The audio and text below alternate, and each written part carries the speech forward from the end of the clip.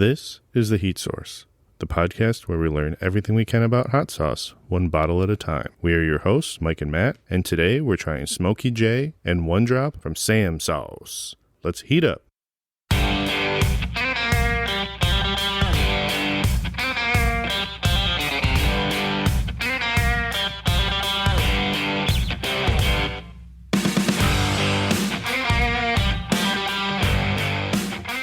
All right, welcome to the Heat Source podcast where we learn everything about hot sauce, one bottle at a time.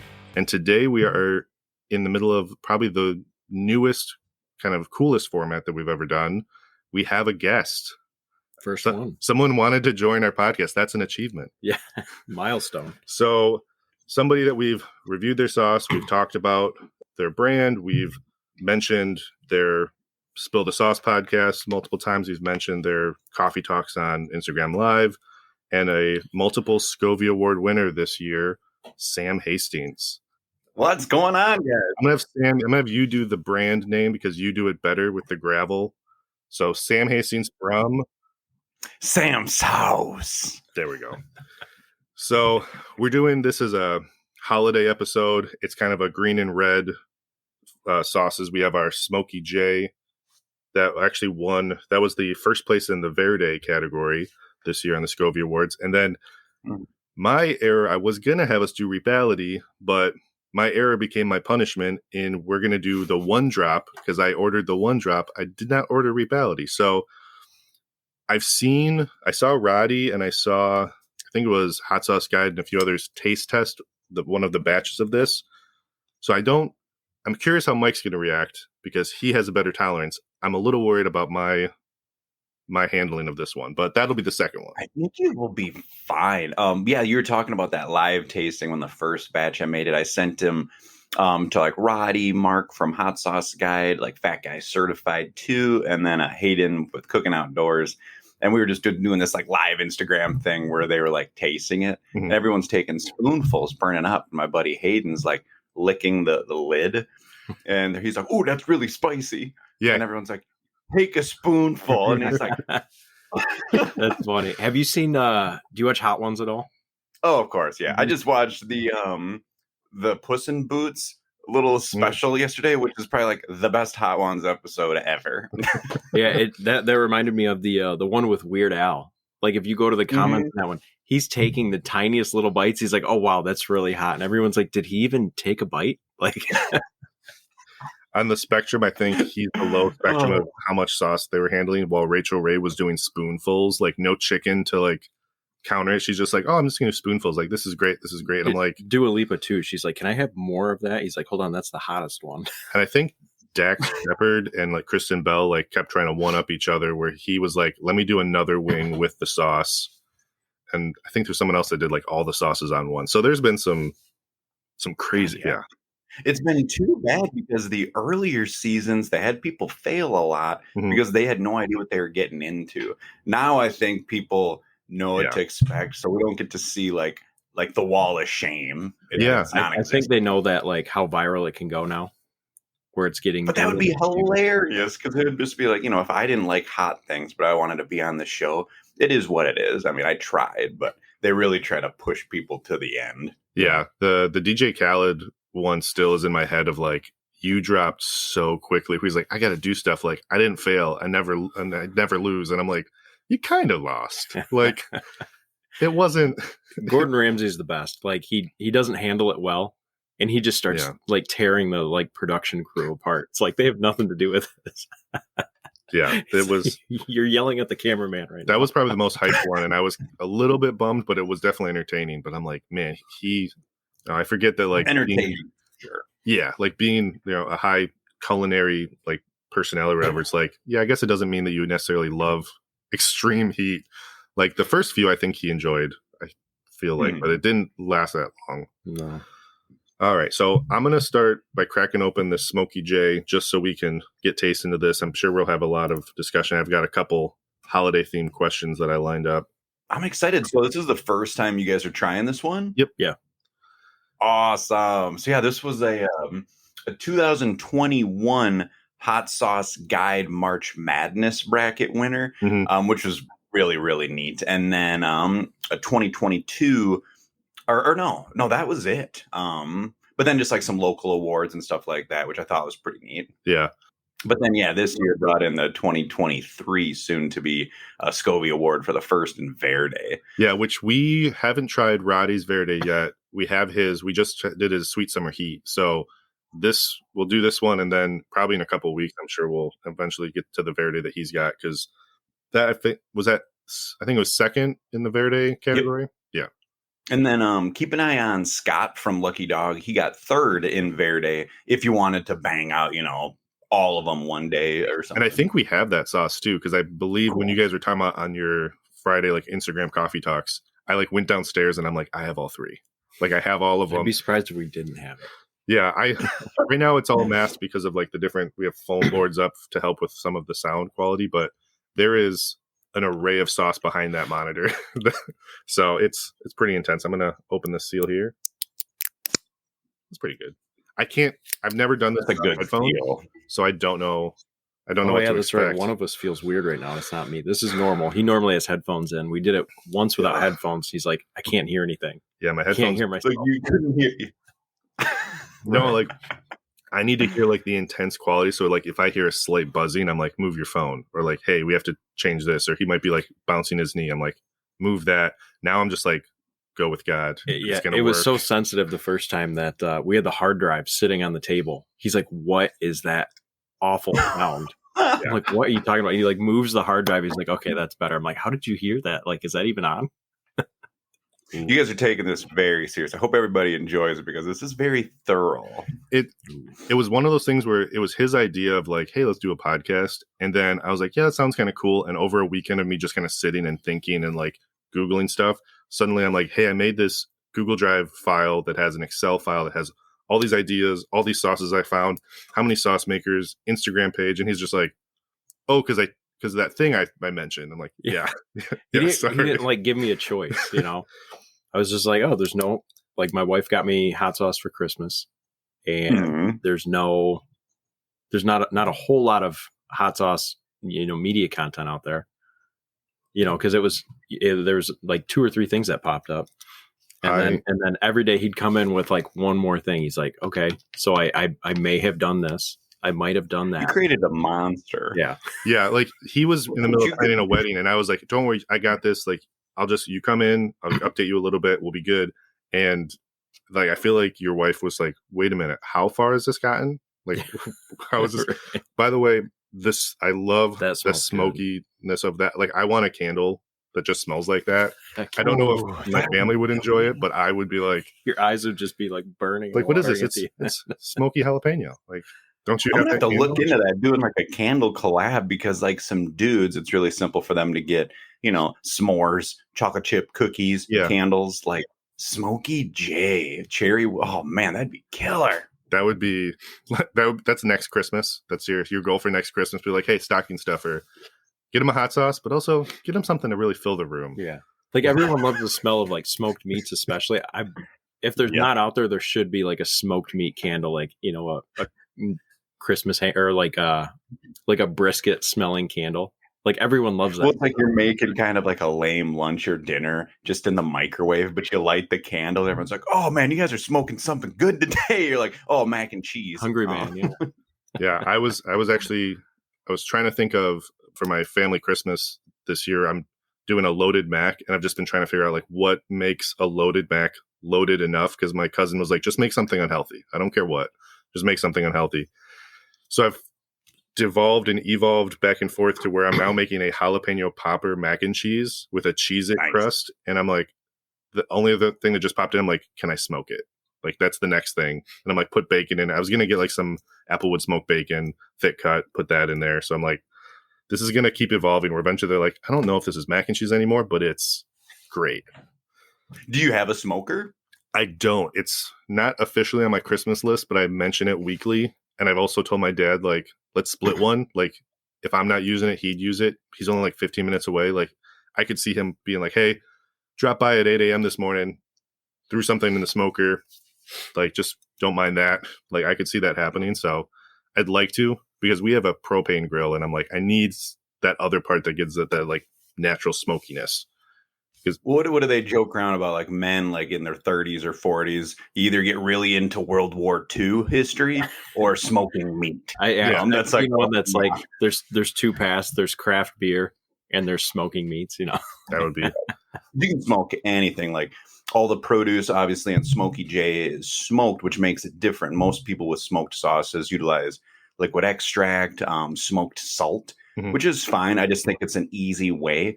But all the produce is actually cold smoked with cherry wood, like legitimate hardwood pieces, not pellet fed, none of that.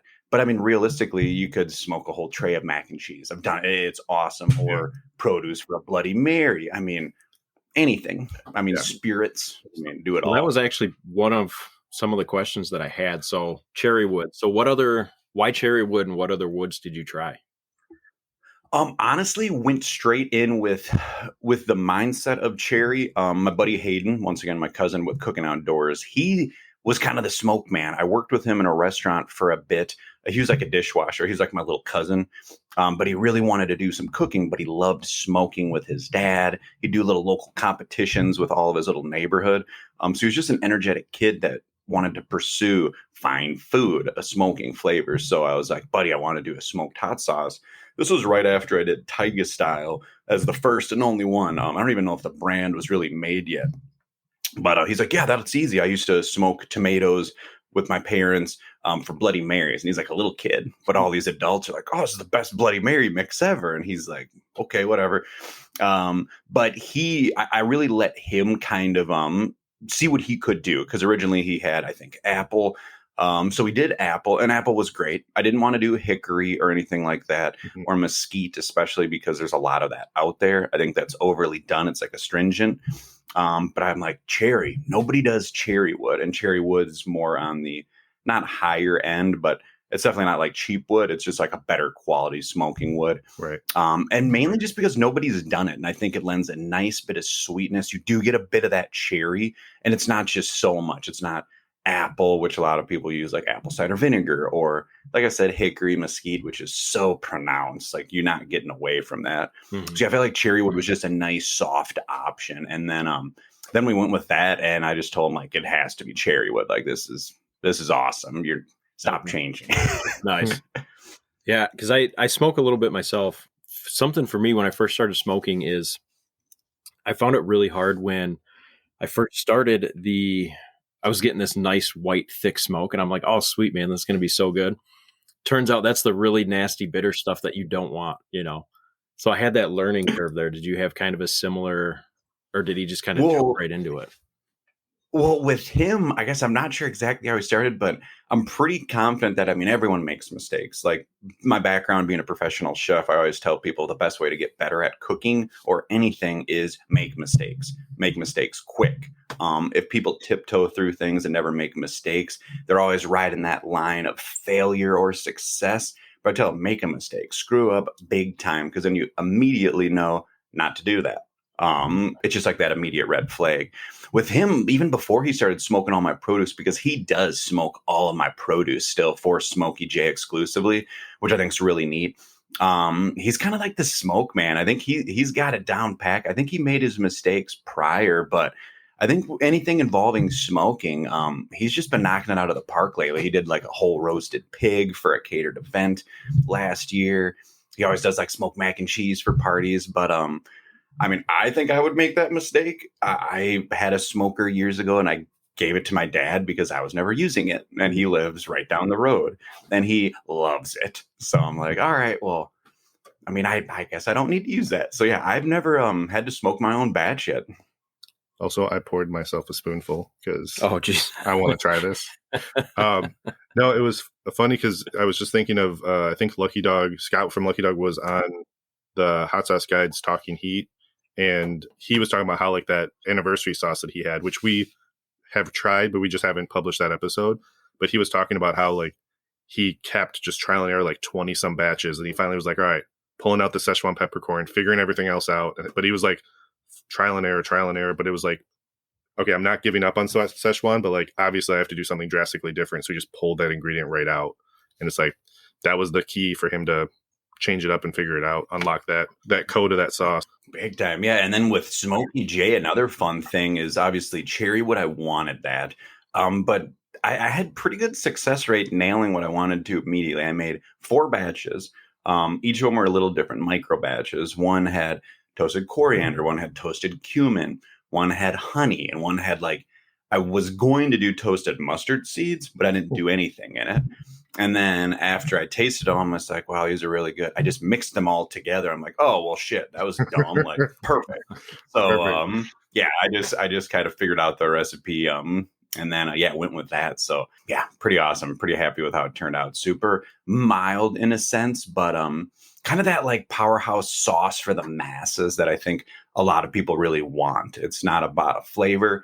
It's mild, but you still get immense amount of flavor, where normally mild sauces are really weak and lame, where you have to dump a whole bottle. If you're guys like us that actually like some spice, yeah, which is kind of wasteful, but I want to make sure things that are mild and still super flavorful. So even like us in the morning, sometimes you might not want a super hot sauce, but for your breakfast and eggs, maybe you're a little hungover. Maybe you just want a little spice, but still awesome flavor. There you go. Nice. All right, I'm going to give this a try.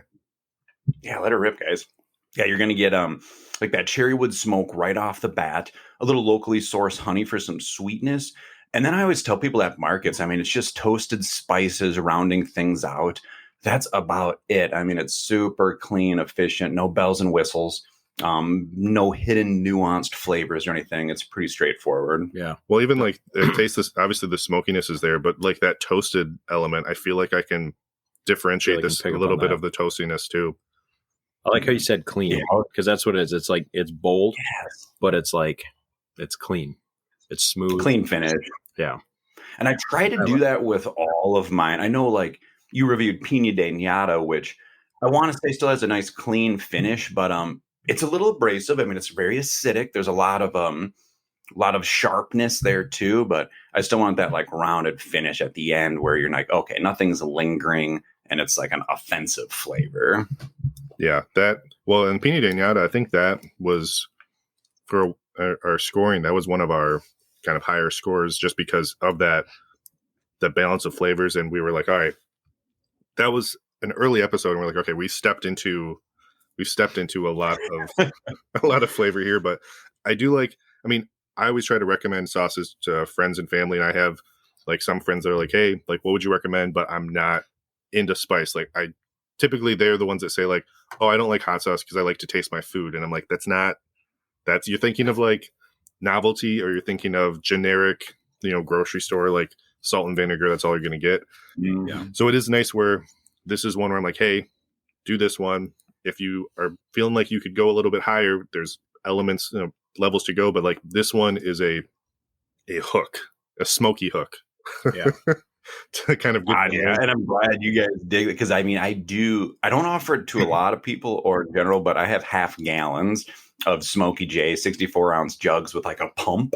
I saw one of those on Instagram and I was just I'm like, all right. I think 6 individuals have already purchased one, and I've shipped them all over because they're going through a bottle a week, and they're like, well, we can't do this. I'm like, well, I can do much more value to you, the customer, if you just want to buy a half-gallon jug. And they're like, yeah, I would do that. I will. I was just about to say before you said that, I wish I had a straw for this, and I wish I had a little bit bigger bottle. Well, because you could do, big old pump. Yeah, you could do if you were having a summer cookout or something, and you're like, hey guys, you don't need any other sauce, just set that pump up, and it's just all right, put that on. If you did a burrito or taco bar, where it's pork or carne asada or something like that, where you're oh. This is really one of the buddies from a local farmer's market. He was doing Piña de Ñata in that hard hitting sense, one a week. And he's like, can you do a bigger bottle? And I was like, I can do half gallon. He's like, oh, I don't know about that. I'll do a 32-ounce bottle. I'm like, okay. 2 weeks later, he's like, oh man, I should have just got that half gallon. Yeah. So that he has that now too. Well, that's the thing that typically when I used to try hot sauce and it was just novelty or someone got me something, it'd be like, hey, this is just extremely hot. I can't really enjoy it. It's a little bit at a time. It sits in my fridge. And I think Scott mentioned it when I was looking up his stuff, where he's like, I don't want someone to get something and then have that for a year. I want them to use it, come back a week later, have a weekly almost subscription to it.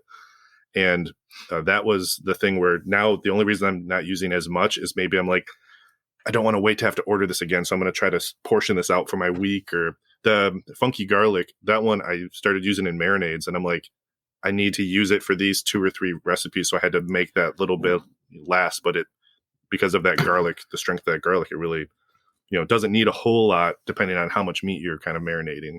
Mm-hmm. I appreciate that. Thanks, man. Mm-hmm. Yeah, because I know, with Scott, he has the same mindset as I do, and like Jacob Catino down in Arizona is, we don't want to make gimmick hot sauces. I always tell people these are flavor forward. Nothing's hot to be hot. Yeah. Because a lot of people already have that misconception of hot, burn. Maybe they had a bad experience. But the last thing I want to do is make a gimmick hot sauce for like your neighbor when he's over and you pull it out because you want to pull a prank on him. It's like, no, to make a really hot sauce, anyone listening that's in the scene, it's the easiest thing in the world to make something flavorful, dynamic, something that people want to return to. That's the difficult thing. And selfishly, I do make these products for me. I enjoy them every day, and I'm never going to make a product for you and not me. So it's like, these need to be things that I enjoy. And I like heat. The next one you're going to crack open, that's the hottest one by far right now. Yeah. But it still has a culinary purpose. I mean, the flavors. Nice. Sounds like Eeyore. Yeah. But I mean, even with knowing that it is the hottest sauce that you carry, like when I saw the ingredients, I'm like, I'm really interested, and we'll get into like the ingredients that make up that one. But it was just, even when I listened to people trying one of the test bottles, and it was like, they're listing all the ingredients. I'm just like, let me get some of that. And I'm still, of our tolerances, I'm still on the lower end of the two of us, but I do the La Muerte from Faya. Like, I use that one almost as much as any other sauce right now in my fridge, because it goes on everything.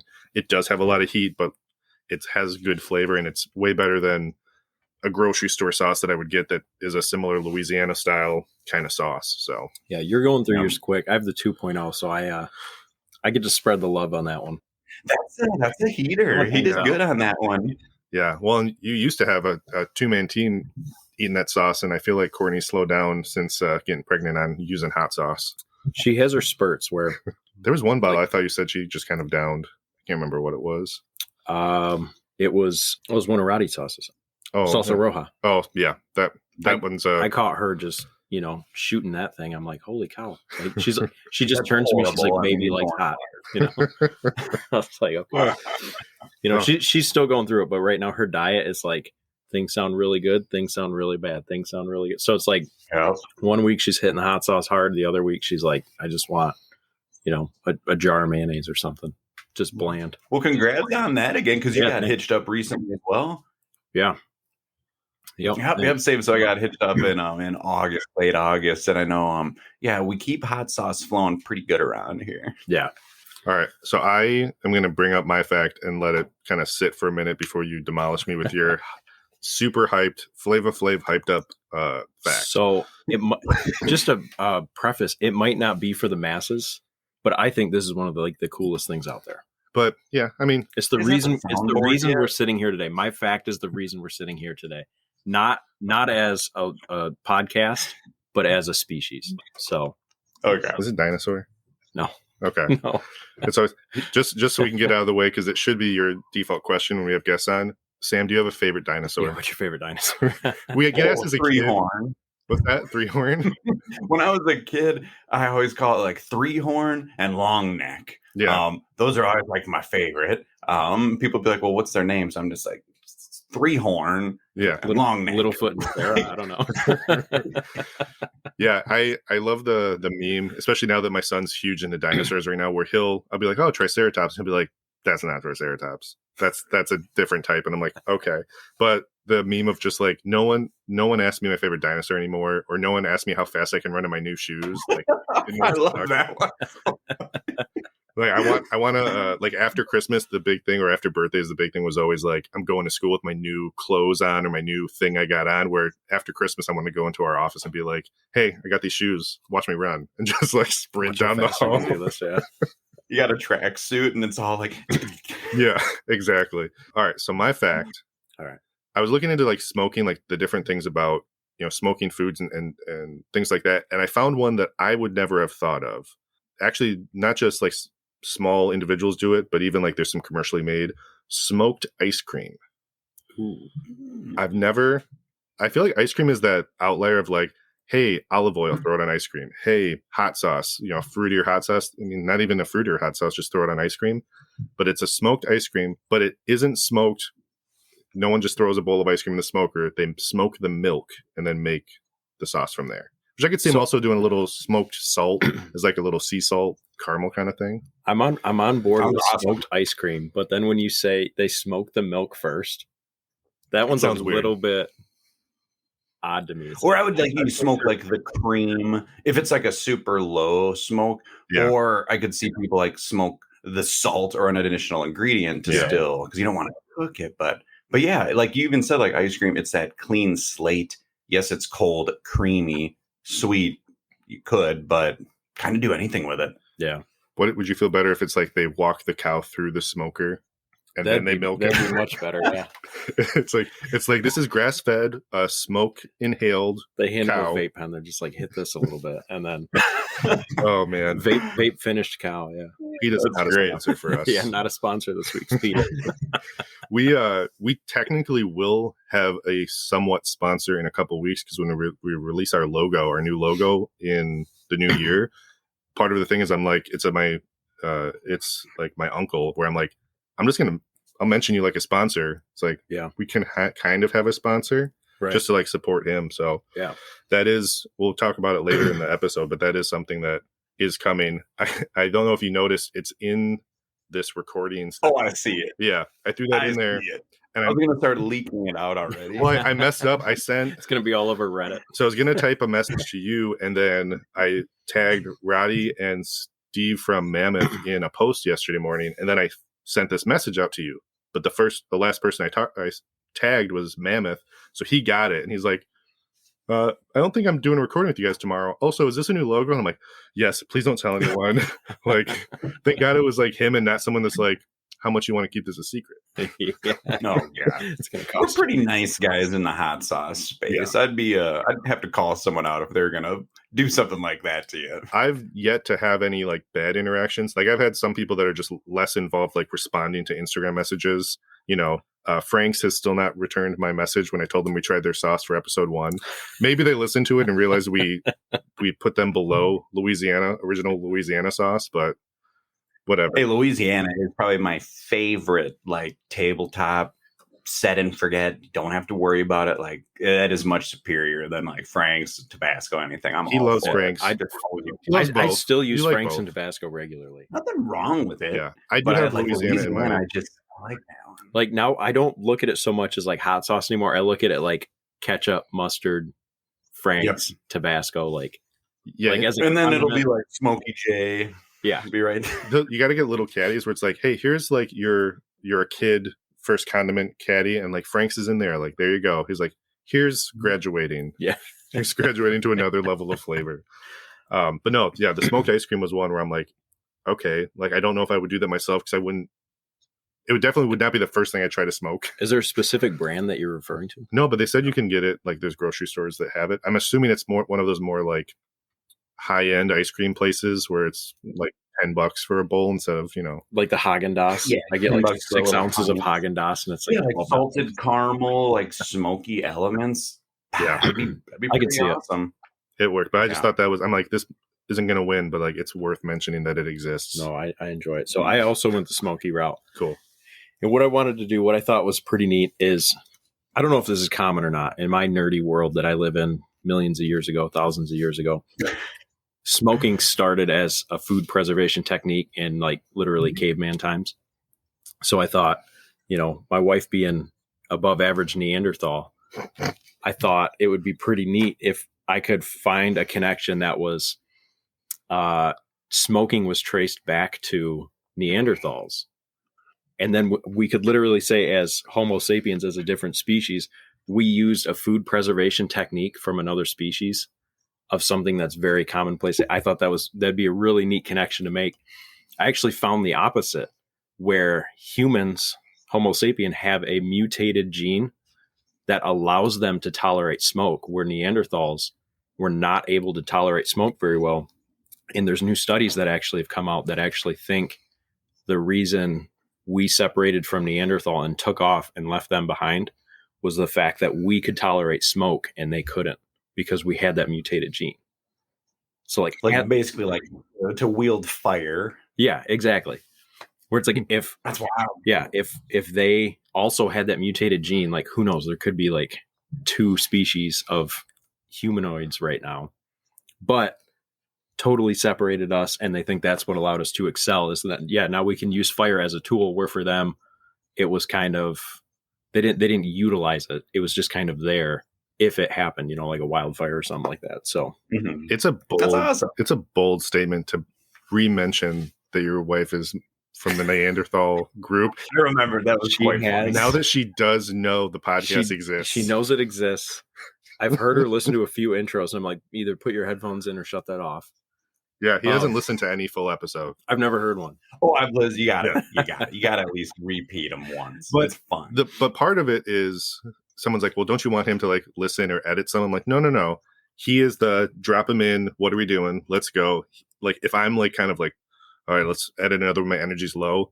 He'll bring it up because it's like he doesn't know how late I was editing last night.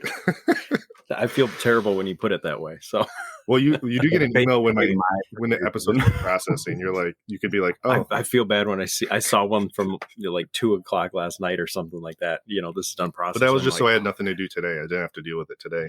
Yeah. That one was the episode where he was just getting back from being sick, so he was coughing a couple times, and I put them all at the end.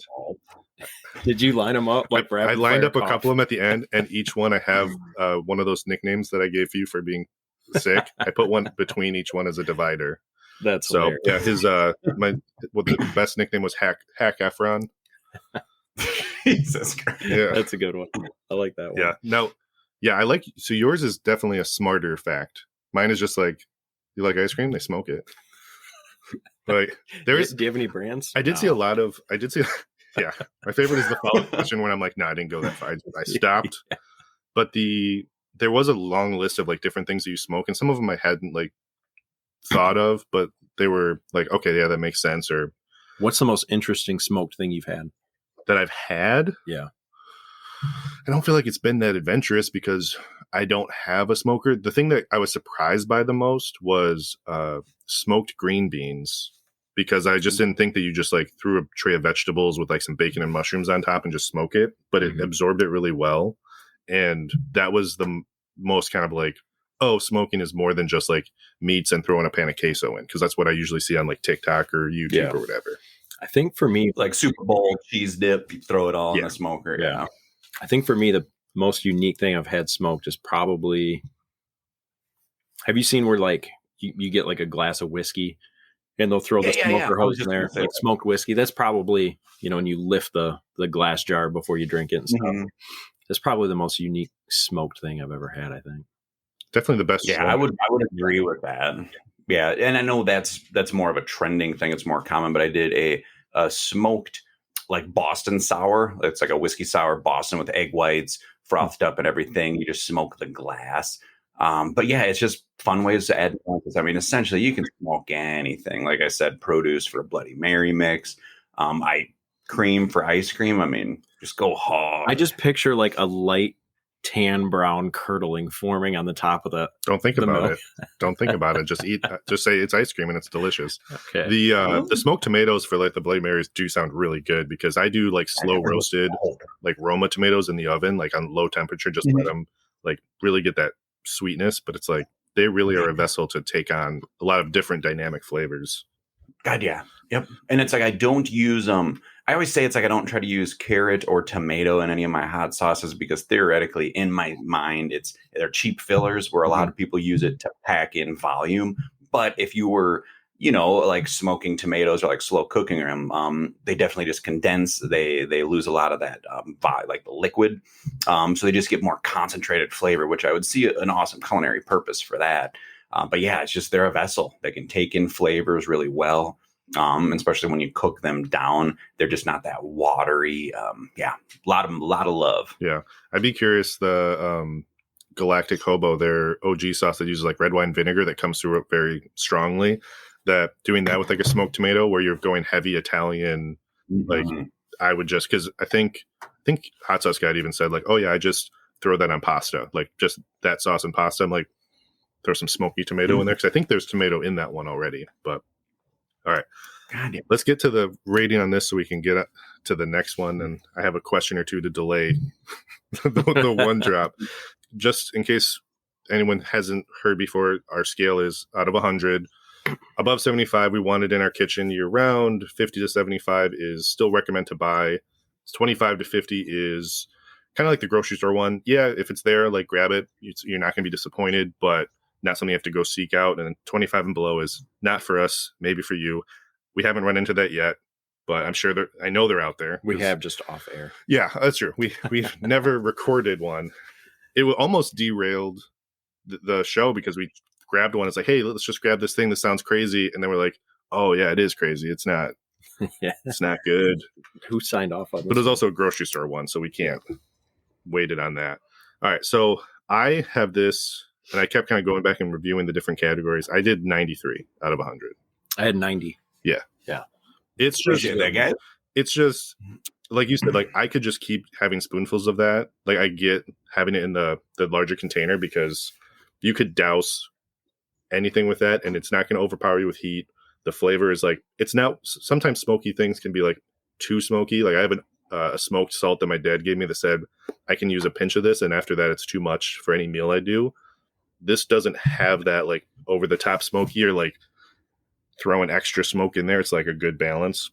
Yeah, I like it. It's got like the citrus to the point where I could put it on like a sweeter fish taco, and like the smokiness where it just go good on like a classic wet burrito. Like the trick is if you can make it work on a fish taco, a wet burrito, and nachos, so all the different Mexican elements, you're gonna sell us on it because that's all of our food.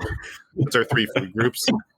I always tell people like even like a cold deli sandwich, or like you know, some people are really cautious on spice. Being in the Midwest, I'm just like, just mix it with like a mayo or a sour cream for a crema, and just use it as a dip or double down. Some guys love the smoke. They might smoke some wings. Be like, well, shit, yeah. If you want to throw those on there too, go for like it. A BLT. Or add things that don't have that smoky element. BLT would be good. It seems weird throwing like really good quality sauce on like very lowbrow food, but like Taco Bell and then now Taco John's just came out and I tried that where I'm like, hey, I'm gonna buy cheap food, but I want it to taste really good. Let me just put this on here and then I'm good. Like that isn't that what like condiments are for? Like I always tell people to keep a couple bottles in your car, because you're always gonna get some lame takeout or gas station food. I always have like a bottle of Repality or like Smokey J on me too, and you're just driving eating Quick Trip egg rolls, just doop doop doop, ready to go. Yeah. Ooh, egg rolls sound good. So this probably might ruin it for you. Oh, no. I heard someone refer to like gas station hot dogs and like the Tornados and the egg rolls as fly walkers. Have you heard that before? No, but it's like they're the background on the roller and the flies, they got to walk on. So, but here's the thing. You've told me that before, and I have gone after our recording to the gas station and gotten a taquito. Gotten some fly walkers. Yeah. I'm like, ooh, this one's been sitting there just long enough. It's like, I didn't get it at first. They had to explain it to me. They're like, yeah, the flies need to walk on top or they're going to get crushed by the hot dog on the roller there. So I just call them fly walkers now. I like it. I mean, it just keeps other people away that are cowards. Yep. They're not brave enough for it. It's like late night, you're driving, you're traveling. I mean, no matter what, if it's $1.29 on a warm spinning thing, you're gonna eat it and you're gonna be pretty content. Yeah. Okay, that served a purpose. Yeah. I definitely don't scoff at that stuff, even with like my culinary background. Just a couple snacks, whatever is what it is. Get that fly walker in, yeah. That's my dad's late night driving technique. Is he'll buy that stuff not because he'll buy like the $1 hot dogs at the end of the day, but not because they're cheap. But he's like, yeah, if you get junk food in your system, you get indigestion and it keeps you up, so you don't fall asleep while you're driving. I'm like, okay, or you could just have a cup of coffee. It's like, nope. That's a professional. That's a world traveler right there. I needed to do it this way. It sounds smarter. There we go. All right. So I have a random holiday question just because my kids have been getting reintroduced to all of my holiday classics. Favorite Christmas movie that you watch now? Like you would like, hey, you're going to put on a Christmas movie. This is what you're going to pick. Christmas Story. Christmas Story? Yep. Okay. Yep. What about you? I feel bad. I don't super like Christmas Story. because my family used to watch it so much that it's now. Well, we made it. We made it 35 episodes. That was a good run. Good. No, I can see why. Like my wife and her family, they can't stand that movie. But what invalidates their opinion on that movie is the fact that they cannot stop laughing at the movie 8 Crazy Nights. Like, when I was like 9, I thought it was really funny. But, I'd agree with your opinion on that for sure. I've seen it once in the theater and it served the purpose. Yeah. I've never revisited it. Yeah. So change my answer. No. If that's your opinion of the Christmas Story and you follow it up with but 8 Crazy Nights, I'm like, okay, you're wrong. Your opinion's wrong. No, it was they do the 24 hours thing. My grandma loved it. She watched it, like she just left it on. My parents liked it, and I was just like, God, are we watching this again? And so it's not even that it's a bad movie. Like, I don't think it's a bad movie. I think it's good, and I get why it's a classic. Mm-hmm. And Angela loves it too, and she's put it on for the kids. I'm like, that's great. I'm gonna go clean the kitchen. Like, I'm gonna go do something else. Do something else. So yeah, like that's a good one. So what's yours? Mine? Yeah. So Die Hard is always my favorite, but a real Christmas movie. It's been fun. So I didn't really watch Home Alone a lot over the last like 10 some years, but like reintroducing to my kids, I am re-enjoying watching the first and sometimes the second, but mainly the first Home Alone, because it's like the music, John Williams, it's great music. It's like just super, like it gets the holiday feels. And then it also isn't just like, it's got a change of pace where it's like also you're going to see some like slapstick, like Three Stooges level kind of shenanigans. Yeah. And it's just like Joe Pesci and I watched it last night. my kids watched it. I saw it, like I came home and I saw that it had just played and I was just like, oh, dang. You guys don't want to watch that again. It's hilarious. Like the beacon red handle, like the doorknob to get in. I'm just like, this is awesome. I do like I thought that was pretty good. It was either a book or some article where someone's like, let's break down what actual injuries would have happened to these guys if these things happened. And it's just like, oh yeah, they would be. Yeah. Well, actually, I just saw Courtney sent me an article the other day. Joe Pesci, when like the torch blows on his hat and his hat catches on fire, he actually got really burned during that. And he actually still has like some, I don't want to call it like an ulcer, but he still has issues from that burn that he got from that scene. So, he's probably taken care of pretty well. Yeah. Yeah. I mean, he came back for the second one. Yeah. He just said no. Do you not like the second one? I do like the second one. I just think, I think the first one is just classic. The second one, I do like, the introduction of, New York. You've got Tim Curry. You've got the bird lady. That's a really good part. I think the injuries in the second one, to me, are funnier. Like when the bird lady in the second, that was, I like that. It's like the ice shovel man that salts everything. Yeah. Like when Harry goes to turn the water off and gets electrocuted. That is like one of my favorite movie scenes of all time. That's just so funny to me. Just poof, he's a skeleton. Yeah. Like, I love that. And like you're adding like Rob Schneider and Tim Curry both in the hotel stuff. So like you're adding multiple like high level actors that know comedic timing and stuff. So like it is really good. It's just Home Alone is Home Alone. And then I'm like, all right, they went to New York. I remember, I think the second one is when they did the Talk Boy, the recording. Yeah. And that was what I was just like, I was watching the movie and maybe I was distracted. I'm just like, how do I get that? I always wanted one when I was a kid. I looked at it recently. I'm like, they have the technology. Just make an MP3 one now, but like no one's done it. So I don't know if there's like a copyright that's just holding it like Ebenezer. So I had one of those things too. It was awesome. And then what did I use it for? Probably nothing, but it's they sell, man. They sell for movies. Yeah. What do you got for a Christmas movie? Ooh, I'm old school. I mean, nothing wrong with Christmas Story. There is a brand new one with all the original cast. I watched older. Which I want to see that, but honestly, my go-to are those old claymations like Rudolph the Red-Nosed Reindeer. That OG. I think last year or the year before, we weren't able to find it. My fiance at the time, wife now, we could not find it streaming anywhere, and I was pretty upset because I'm just like, they hide them. I know it's old claymations. It's a CBS one, so like CBS would play it like once a year originally, but now they play it a few more times on I think Freeform or something. But like I did like a hey Google, where can I find this? And they're like, oh, you can buy it, and I'm like, it's not on. It's crazy that there's not somebody that's like, hey, let's stream it. You're gonna get traffic for 30 days straight. Like that 1 year you couldn't find it, and I was just like, I was pissed. I'm like, this will never happen again.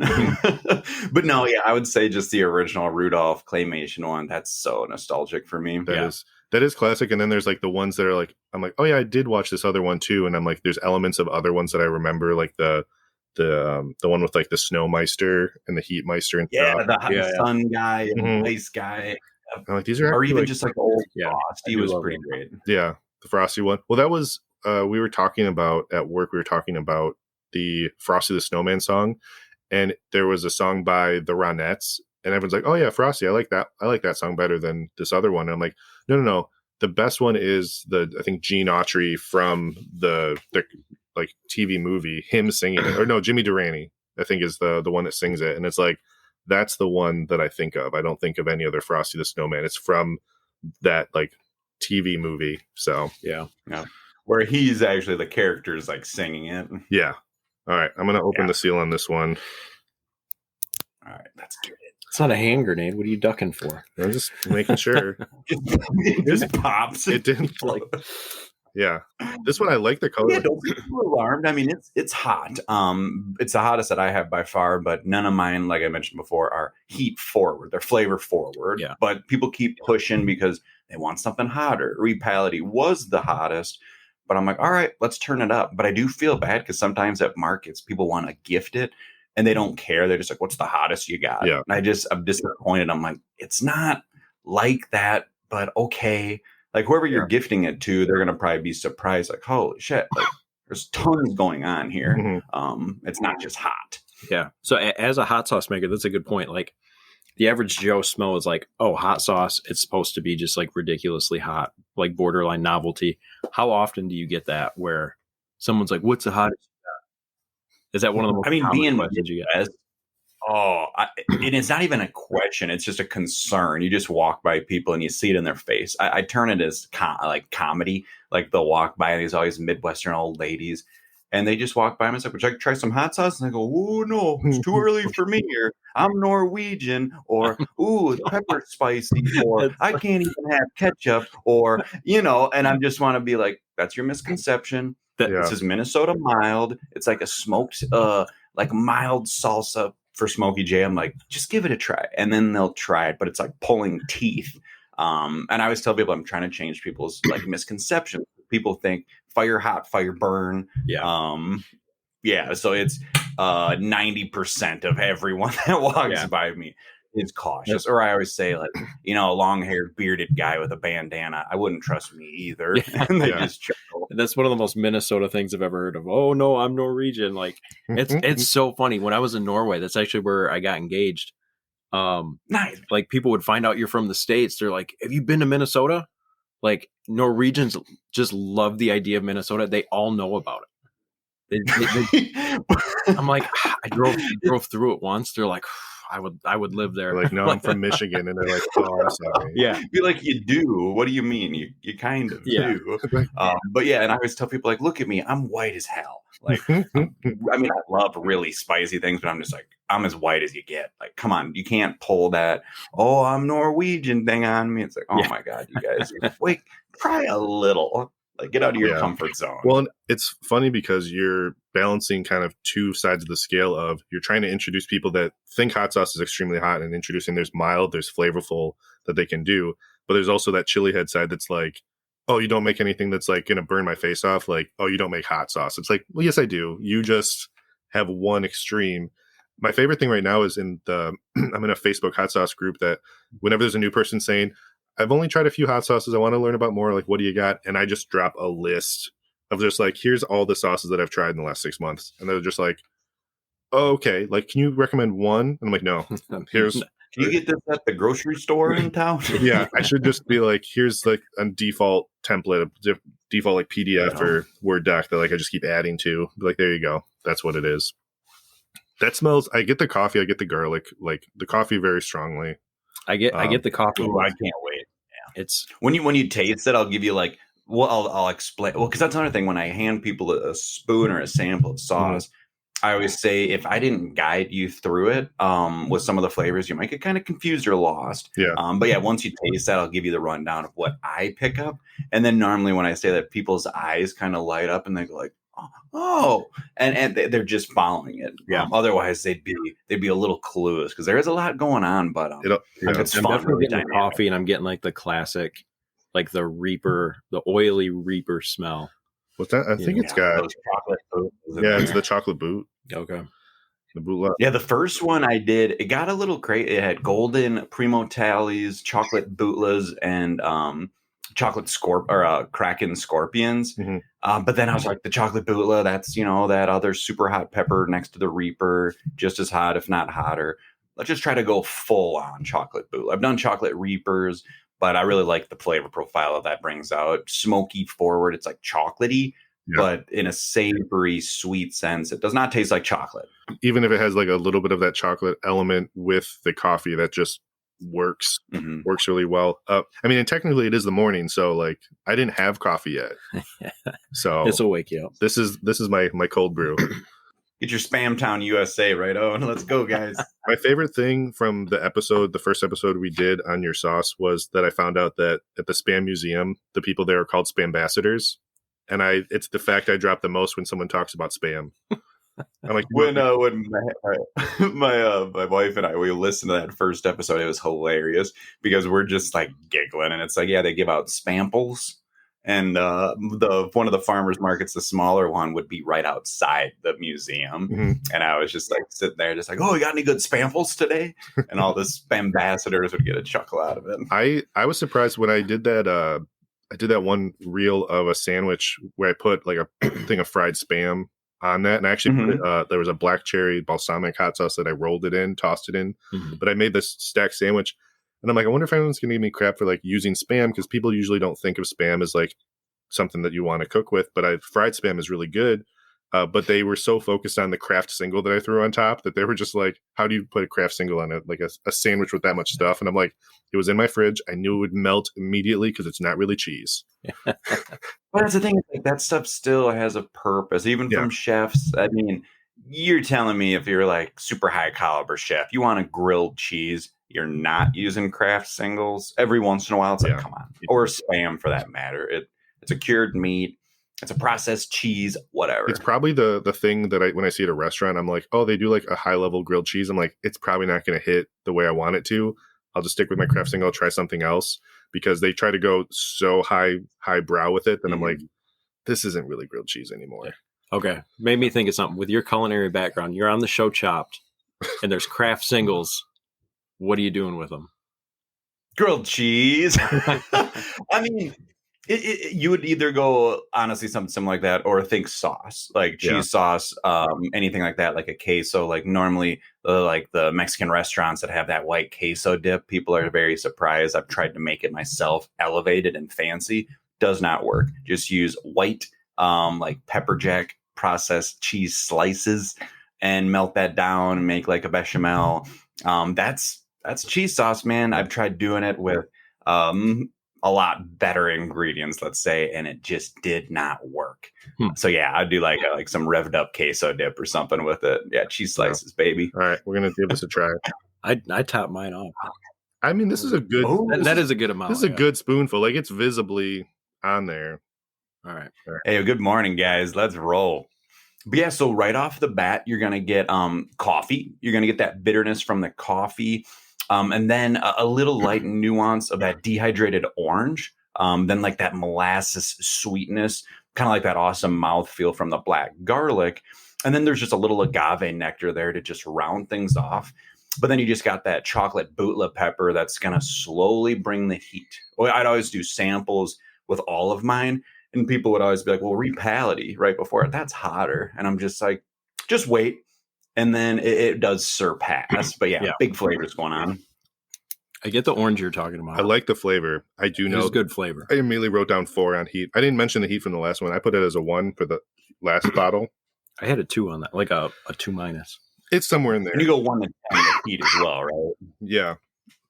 It's like a 4. I put a 4. But yeah, you I just wrote 4 right after I tried it.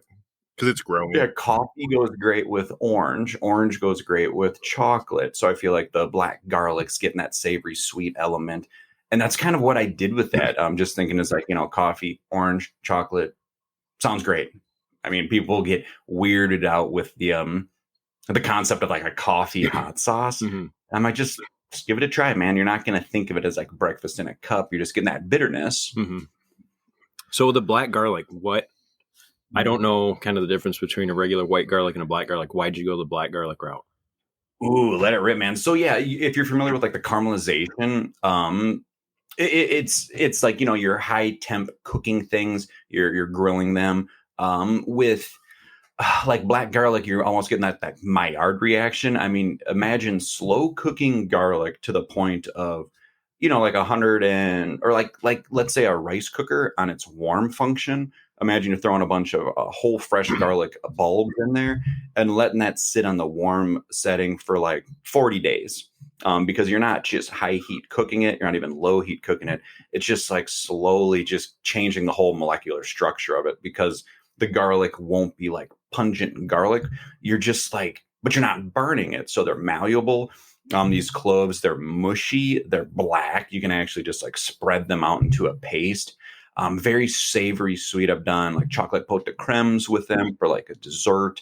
You can do a lot, or you can dehydrate them and make black garlic crumbles for cakes, pastries, or using them more like a savory thing too. But yeah, it's just really, really slow cooked garlic for days. I mean, weeks essentially, if not months.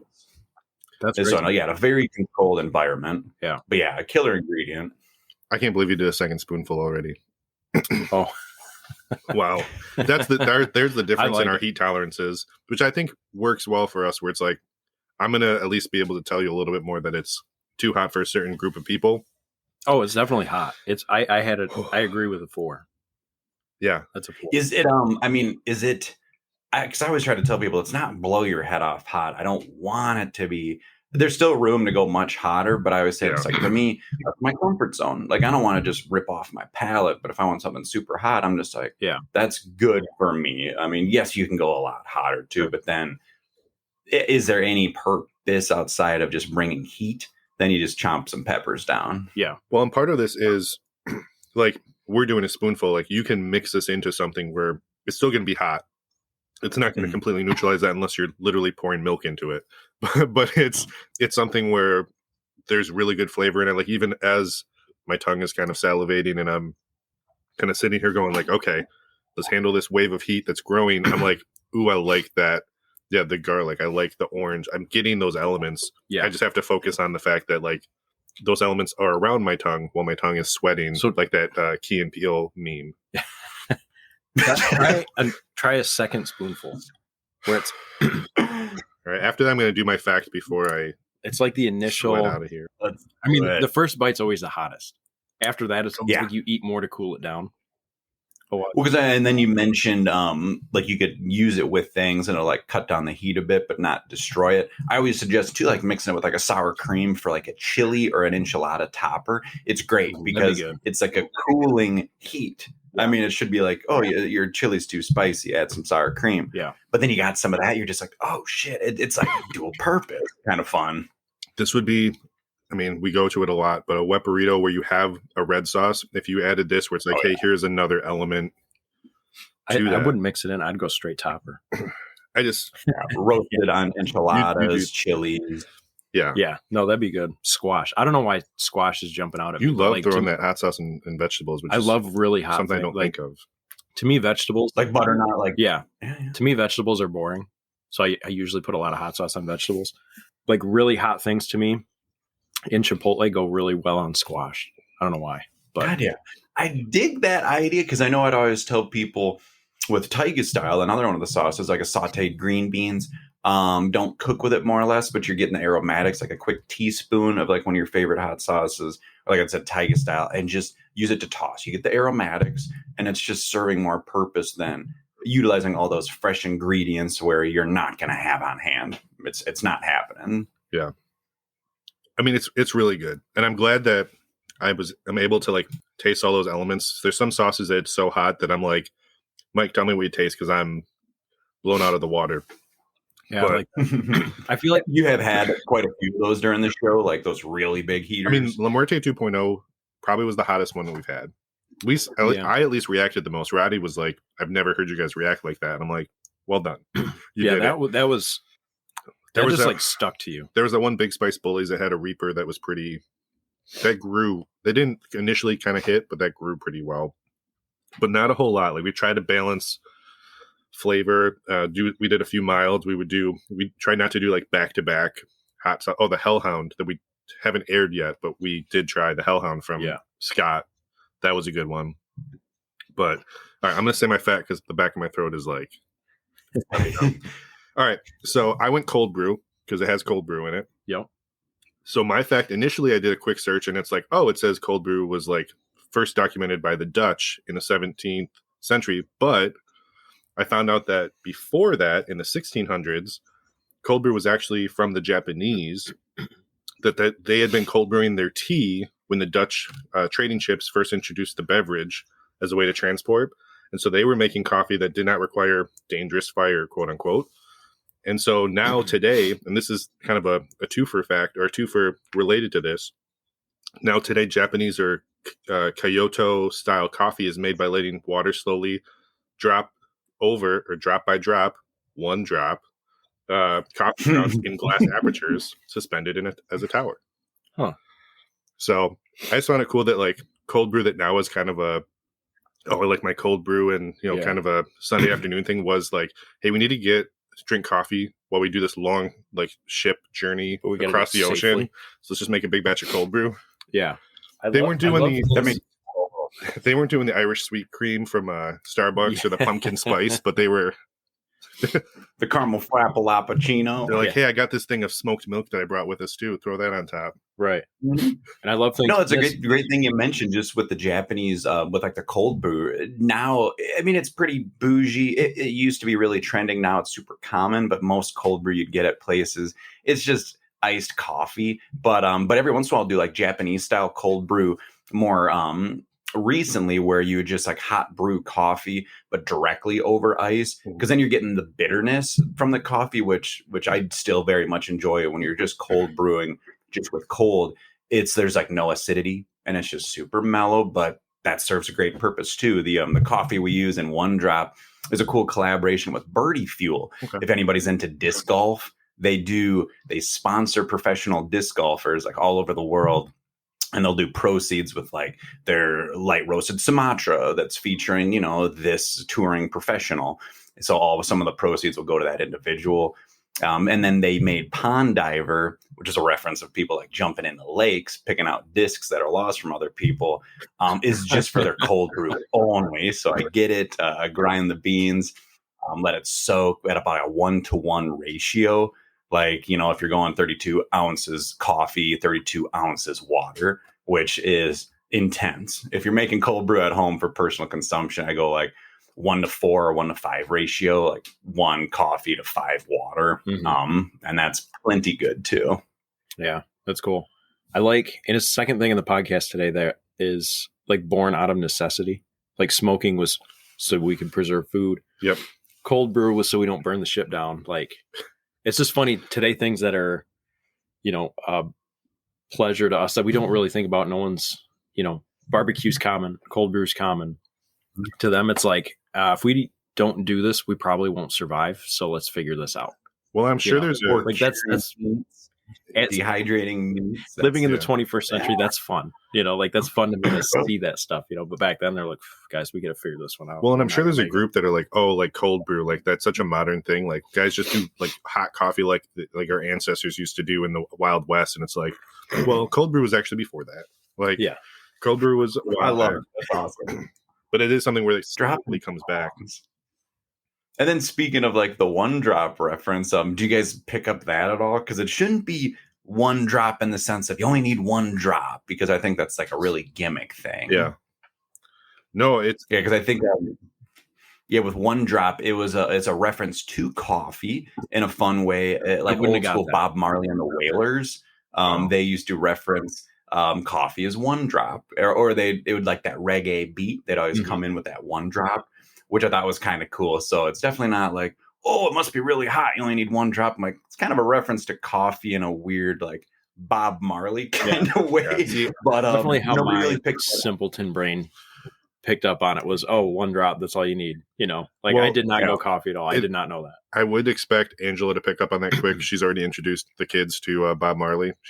That's one of the first concerts we went to was a Bob Marley cover band that we went to that. So she's definitely big into that. So it is subsiding now. Like the heat, my tongue's still really warm. It still has that tingle, but like, no, that's good. It wasn't. It doesn't have me like keeled over or something. Yeah, that's a hot one that you could use, not just like a. I bought this for my mother-in-law. Try it. It's not that hot. Like you definitely use this. She's just, or if you, like I said, you have buddies over. I mean, yeah, you could play a little prank on them if you want, but for the most part, if they're cautious on spice, they're just going to be like, "Holy shit, there's a lot going on here! Like, what is this?" It's a generous prank because it's like, "Hey, this is a Mm-hmm. prank. It's going to be hot. You're going to be like, oh, you got me," but they're going to be like, "The flavor was good." As you're just sweating and snotting a little bit. I'm always surprised. My tolerance has grown to where now when I'm like, "Oh, this is a mild sauce," and I have like some of Angela's family that's like holding their mouth like, "No, it's too hot," and I'm like, "This one, like this is a 1, like a 1+ maybe on our scale." So I do have to be more mindful where now I'm like, okay, let's start with this and let me see what you think. Like I need a starter, like kind of like the Hook and Arrow did their strawberry and their blueberry ghost, but they use very limited ghost where I'm like, it's very much a blueberry and strawberry sauce with like a little bit of element. I'm like, there's our starter. Is that too spicy? Because if it is, we're done. The journey is done. We should go no farther. That's funny. And it's ridiculous too. Like you mentioned, like your threshold, like Smokey J, I feel like super mild. For most people, they're just like, oh, it's mild, but it's great. I don't almost pick up like any heat anymore. So whenever I do use it, I am just hosing it on. I'm just like, holy shit. Yeah. Is there any spice here? But it still has the flavor that I'm looking for. But then other people, it's like just right for them. Yeah. All right. I'm going to let you get to your fact because I know I've got a hard out in like 15 minutes. Yeah. Because the kids have to go to school. Yeah. So my fact, the last minute audible. My fault. Nope, you're good. So I went the most expensive coffee, which is actually beans picked from the droppings of palm civet cats in Indonesia. I hate that that exists. The way, I don't know if it actually matters. I'm sure it does. I don't know who figured this one out. But like the digestive enzymes in the civet cat specifically that eats the coffee beans breaks the beans down in a certain manner that gives them a certain flavor. So you go through, pick out the coffee beans out of the poop, hopefully wash it, and then, my hometown, they actually, wipe it. The classic, hot breath on it and wipe it on the shirt. Yeah. My hometown, when I was younger, they had like a coffee special, and they actually had some of that coffee in town. It was like $65 for a cup of coffee. So it's expensive stuff. And you're just like, this is a damn good cup of coffee. It's crazy. I thought that was a joke when I first read about it. I'm like, this is not a real thing. And then I kept looking. I'm like, it's real. I showed it to my oldest daughter, and she was like, I don't think she'll ever do coffee now. Like it'll take her a while because she's like, assumes that all coffee is poop. She's like, if 1 cup of coffee possibly could be from like poop, I'm not going to trust any cup of coffee unless I big trusty. We can't afford that shit in this house. Yeah. It's like if we were drinking that in the house, like you definitely would have that pony you've been asking for 10 years because we could afford it. You've been doing mimosas with Don Perignon. Yeah. We're instead of doing like not even real orange juice, just like what's the not real orange, the Sunny Delight. Doing Sunny Delight mimosas because that's what we can afford. Yeah. Like fresh squeeze, mix tang and bulk in a jug. Mimosa. I need to try that one. It probably is good. I love the idea of Sunny. I had one last mimosa, week and it was Tang mimosa. Dude, I love tangs. Like, it's all the fake orange drinks I still love. Somebody's like, "Oh, mimosa." I'm like, "What is this?" But like, we couldn't afford it. It's Tang and Bud Light. I don't know what to tell you. We threw it in the soda stream. It's kind of carbonated. It's fine. It's like Tang, LaCroix, and like a little vodka because we didn't have champagne. We just figured it out. That's awesome. I mean, I had Tang. Well, there's a fishing camp I go to up north that's a fly-in. Like, I haven't gone in a while, but everything they had to get was like dry goods. So they would do Tang instead of orange juice, powdered milk instead of real milk. Yeah. And so Tang was the best option as like a 14-year-old kid. It's like you can have coffee, somewhat clean water, Tang, or powdered milk, and I'm like, give me a bucket of the Don't Tang. don't astronauts drink Tang? Wasn't that a thing? That's the first beverage that went to the moon. Is that what it is? Up in Okay. outer space. Yeah. Uh-huh. So I'm gonna go to the score for me, even though it is very hot and it's tough. It was a tough one for me. I put this as an 81. I had 71. The flavors are really good, and like maybe it was I was so focused on the flavor to carry me through the heat that I was like, I enjoyed them quite a bit. Mhm. But it is definitely one where it's like I'd be more selective on who I recommend it to because it is a higher heat. It's not the hottest thing that you're gonna have. It still gives you that balance of flavor where, as long as you don't like, there's some people that just react like the wacky wave inflatable tube man when they eat the hot sauce. I mean, to your average hot sauce eater, drinker, whatever it is. Yeah. This is going to be. But if it's hot if you give this to like a chili head and they're like, hey, yeah, it's not the hottest thing, it's not melting my face for them, but they're like, but the flavor that you're, like you said, that journey of flavor that you're getting, it does. You did a good job with that. I think even if you had not walked just kind of through the flavors that you hit, I think I still would have picked up on, 75%. Most of them. Yeah. I would have had to go for another 1 or 2 spoonfuls. So you did save me having to do that. Like, I just think of Mark from Hot Sauce Guide where he like tries it and is like analyzing it and then writing it down. I'm like, how much of the one drop does he have in his review? Like, that would be my question. Like, how many spoonfuls or how much of a bottle? Right. So he was going through like a good hefty amount of bottles when he was first doing his tastings. I think of anything. Like, the dude has a hell of a tolerance. He's a beast. Yeah, him and Mike are on a different level. I watched when they did that taste test. Like, he definitely was. You could tell it was hot because he was definitely like, I don't know about blinking or just he was reacting for him. But it was definitely he was just sitting there stoic compared to. I think Roddy just screamed right off the bat because. He was probably a little cartoon character. Yeah, that was what happened to his hair. It actually, like, was like, I'm out of here. Like, we're done. R.I.P. I know. I freaked Mike out when I was like, yeah, R.I.P. to Roddy's hair. And he's like, oh my god. He delayed when he said that, and I was like, what do you mean? I do like that now on this. We don't have the video recording, but this is a transition of no hair, beard, and regular hair to long beard, long hair. Yeah. It's like, this is the full spectrum. It's the classic caveman progression. Yeah, for sure. That's great. Oh, man. Yeah, but then I had a 4 on heat because my nose is running. Yeah. I had a 4 for sure, too. It hits. And the 4 is the good pain. The 4 is it hurts a little, but it's good pain. I'd say it's a low 4 as far as like, there's other ones that I've had that have hit maybe harder and I still enjoyed it, but it's in that room. Yeah, I guess. There's a lot with extracts and powders, and I'm like, you don't need that. Fresh produce all the way for me. I know you guys reviewed like 1 to 5 for heat. If you did 1 to 10, I always tell people I consider it like a 7.5 or maybe a little more. Is that kind of what you guys think too? Yeah, I can see that. So. I feel like whenever, like when we did our scale, we were just like, all right, like let's just categorize a general idea. And actually, Scott from Lucky Dark helped because. I feel like he also kind of did a little bit of venting of like, this is what I hate about people that like either whether it be review it or try it at my booth. Like, tolerances are different. I tell them it's spicy. They say it's not spicy enough. But the other person I just told them that it wasn't spicy said it was too spicy. So it's like, it's all based on tolerance. So our scale is like, this isn't what we're telling it is for you. It's like, this is where it is on our tolerance level of how we're handling it. And it'd be interesting. We talked about revisiting sauces, maybe next year that we tried this year of, hey, we said this was like a pretty high spice. Now let's try it. Now we have it down a level because our tolerances have built up. We've been doing weekly sauces for, at that time point, probably a year. So I definitely feel like mine has. Yours is going up for sure. I don't know how high yours can go. I don't know. So it's like there's the Spice Girls and you guys are the Spice Boys. I guess. Is that a safe assumption? Yeah. I'm we'll have to do I'm polished. Yeah. Not polished, but polished. We will have to do I can be critically Spice. Novelty challenge this year. There's we have to think of a dinosaur equivalent Spice Boy for you.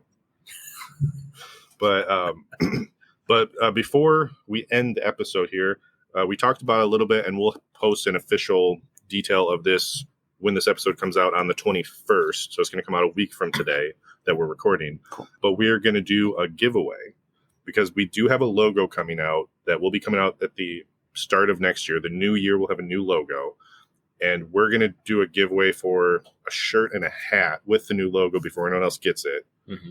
And that would be going to someone that is kind of a typical, I'll have the details of the requirements in the post, but it'll be a, like the post, follow us and Sam from Sam's House, tag someone for an entry, and then share the story for an additional entry.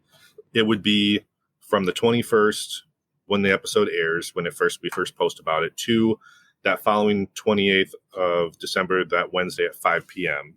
And then we'll do a drawing like the day or two after, because I'll be out of town when it ends. Mm-hmm. But that's a week. It's after through the holiday weekend and a little bit after, so people can have a chance to see it, enter, share. But it is something that we were, I'm excited about the new logo. I accidentally sent it to Steve from Mammoth, and he liked it. So I liked that he liked it. We vetted it through. Angela's got 6 brothers and sisters, so we vetted it through them and your wife. And I feel like Courtney approved. They all approved. It's. I'm trying to look at it really close up right now. Yeah, it's just something where we noticed that I like the podcast art that we have for our episode, but it's not that easy to put on a shirt or a hat. And if we go to more shows, I'd like to have either a card or, hey, they've got the hat on, they must be those guys. Someone walks up, let me hear your voice. Yeah, that's what they look like. Yeah. So I threw the name of the podcast on a shirt when I went to the Boston Hot Sauce Fest, and one of the guys from White House Station saw it and was like, oh yeah, I saw that you bought tickets, and I looked at your Instagram and That's cool. funny. And I'm like, that's just from the shirt. Yeah. Did you? No, you bought an actual shirt, right? I'm picturing a hello, my name is. No, Heat Source I bought podcast. I bought an actual shirt, but it just said the Heat Source. It had a little red circle and a little smoke. I do remember that. Yeah. Angela was like, you guys are doing shirts? I'm like, one shirt. One shirt. We did one shirt. The most expensive shirt of any branding that we probably will do. We're only doing one shirt, but I had to place a bulk order for them to do it. Yeah. So. One shirt, ignore the other $499. So we'll have details of what the giveaway all will include, but it is something we're going to do when this episode airs to the following Wednesday.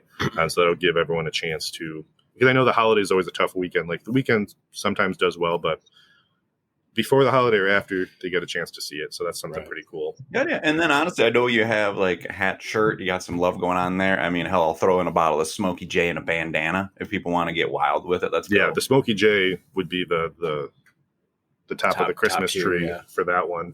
But let's do it. Yeah, that would be awesome. So we'll do that. We'll have details when this episode is aired. I'll already have the post on there on Instagram.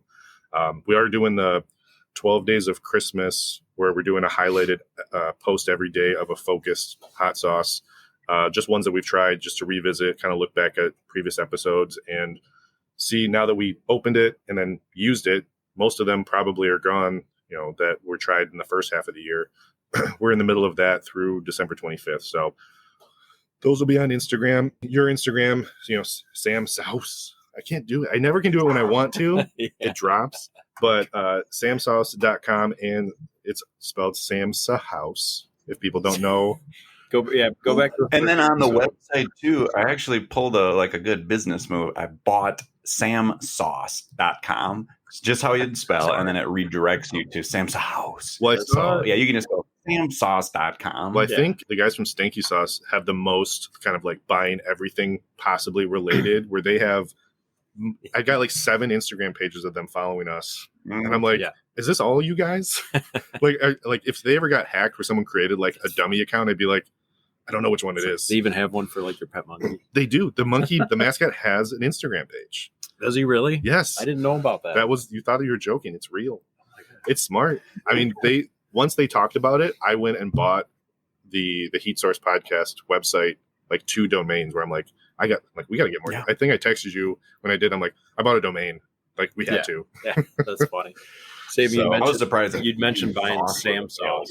Yeah, Sam's Sauce. I'm like, I have to buy that. That's surprising. It was there. I know Roddy had couldn't get Faya.com for his, but now he's got, I think, Faya hot sauce, or he has another one that also Faya.co, and then there's another one I noticed that will redirect you to Faya.co, but it's Faya hot sauce company or something. So he has. I thought it was Faya. Faya. Yeah. Yeah. I don't know if Like, if we're at the stance to criticize how to pronounce. House. Yeah, it is very much the upside down sign that someone puts up intentionally to get people to come in and say, "Hey, your sign's upside down." It's like, I know, welcome here. I want to sell you these knives. Like, Right. I want to sell you this. Yeah. Let me talk to you about your extended warranty. Yeah. Like, it gets you in the door. It gets like eye popping. We're like, what is it? And yours has basically your character. It's you in my face on a bottle. You in an animated form. So it is cool where the name will catch them with like, how do you say it? And then it's like, oh, this is not a skull or some of the generic things. And that's what we kind of dealt with the logo too. So yeah, trying to do something a little different, but also not so different that they're like, what does it do? Yeah. Like, what is it? I would say it's genuinely me, which could be a little chaotic. But yeah, big shout out to Steven Yoyada. He did all the artwork. He's an artist in Indonesia. He does album artwork for like doom rock, desert rock bands all over the world, whether it's merch design, but super cool individual on Instagram. Great work. Awesome. Nice. Well, I was very nervous about trying sauces in front of the sauce maker that did them. I'm glad we picked you because we have experience with having really good sauces with you, and these did not disappoint. I'm sure Repality would have done great, but I bet One Drop is going to be, it's just a better one to start with. Set the bar high in heat, come down to Repality. But I looked over and you were just staring at the table. Like, focusing on like, don't hiccup again. Because I know Turk from Fat Guy Certified, he gets the hiccups, I think. I think it's Turk does. Where I'm like, just don't. That's not good for a podcast. But Doug will be the one that just starts screaming. Yeah, exactly. So thank you again for making this work. I know for us it's early. For you, it's even earlier. So appreciate it. And it's fun, man. Hopefully this is a thing that we can do more often. I'd like to do, maybe sometime later next year, do like a check-in to see kind of like from now to then, like how things have changed for Sam Sauce and what's going on. But obviously I feel like we talk almost every other week, just in general. So we'll keep it going, but thank you again. And for all the listeners, but thank you again. And if you don't hear from us before it, have a Merry Christmas, Happy Holiday, and we'll see you on the other side. Yeah. See ya. Awesome. Cheers, guys. Happy holidays. Thanks. See ya.